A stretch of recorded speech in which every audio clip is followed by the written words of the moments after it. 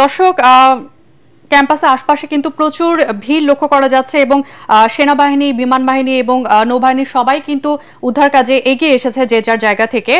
এই মুহূর্তে আমাদের সহকর্মী এস এম আশরাফ, তিনি আছেন ঢাকা মেডিকেল কলেজ সংলগ্ন জাতীয় প্লাস্টিক অ্যান্ড বার্ন ইনস্টিটিউটে। আশরাফ, আহতদের অবস্থা কেমন দেখতে পাচ্ছেন এবং তাদেরকে উদ্ধার অভিযান কেমন দেখতে পাচ্ছেন আমাদেরকে জানাবেন।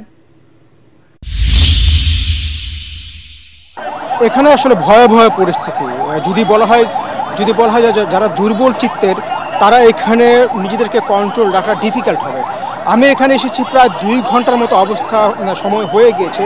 এই 2 ঘন্টায় অন্তত 60 জন আহত রোগী এখানে আনা হয়েছে এবং এখানকার যে চিকিৎসক তাদের একজনের সঙ্গে আমি কথা বলেছি।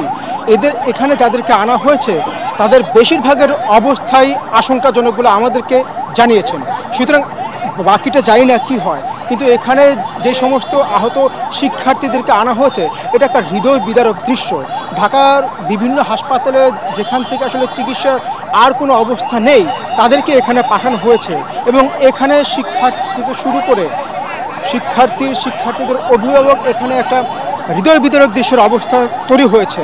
এবং যদি বলা যায় যে স্বেচ্ছাসেবক অনেকে এসে দাঁড়িয়ে গেছে এবং রক্ত দেওয়ার জন্য আহ্বান জানানো হচ্ছে। কেউ যদি রক্ত দিতে আগ্রহী হয় তাদেরকে বলা হচ্ছে এখানে যেন এসে যোগাযোগ করা হয়, কারণ আপনি বুঝতেই পারছেন যে কী একটা অবস্থা।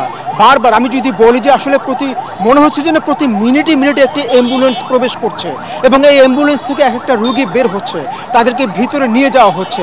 এখানে একটা একটা যাকে বলা যায় যে একটা ভয়াবহ পরিস্থিতি এখানে বিরাজ করছে।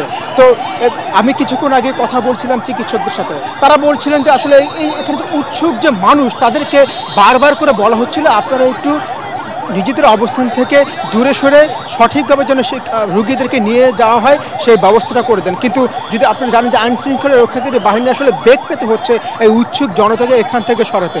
এখনও পর্যন্ত আমি দেখতে পাচ্ছি যে অ্যাম্বুলেন্স, আপনি শুনতেই পাচ্ছেন যে অ্যাম্বুলেন্সের শব্দ শোনা যাচ্ছে, সেই অ্যাম্বুলেন্সে করে এখন পর্যন্ত রোগী আনা হচ্ছে। এই রোগী আসার লাইন আসলে কখন থামবে এটা আমরা জানি না। তো আমরা এখানে খবর নেওয়ার চেষ্টা করছি এবং সবশেষ আমার কাছে যে খবর একজন শিক্ষার্থী এখানে মারা গিয়েছেন। তো আমি আরও আপডেট জানার চেষ্টা করছি এবং জানলে ভবিষ্যতে আপনাদেরকে জানানোর চেষ্টা করব। এই ছিল এখান থেকে আমার কাছে সবশেষ খবর। আশরাফ, আমাদের সাথে যোগ দেওয়ার জন্য আপনাকে ধন্যবাদ।